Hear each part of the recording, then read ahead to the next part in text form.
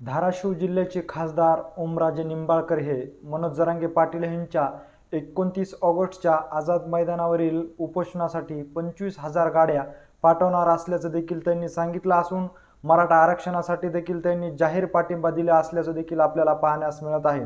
मराठा समाजाला ओबीसीतून आरक्षण मिळावे, ह्याचबरोबर सगळ्या सोयऱ्यांची अंमलबजावणी करण्यात यावी यासह इतर मागणीसाठी 29 ऑगस्ट पासून मनोज जरांगे हे मुंबई येथील आझाद मैदानावर आमरण उपोषणाला बसणार असून या आमरण उपोषणासाठी धाराशिव जिल्ह्यामधून 25,000 गाड्या आपण पाठवणार असल्याचं देखील जाहीरपणे खासदार ओमराजे निंबाळकर यांनी सांगितलेलं आहे। ह्याचबरोबर मराठा आरक्षणाविषयी आपला जाहीर पाठिंबा असल्याचं पत्र देखील त्यांनी मनोज जरांगे पाटील यांना दिलं असल्याचं देखील आपल्याला पाहण्यास मिळत आहे।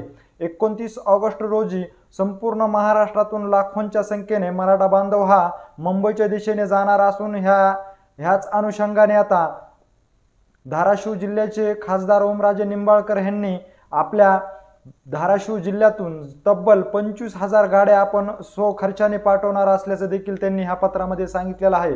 ह्याचबरोबर मराठा आरक्षणासाठी देखील आपला जाहीर पाठिंबा असल्याचं देखील त्यांनी मनोज जरांगे पाटील यांची भेट घेऊन त्यांना एक निवेदन देखील दिलेलं आहे।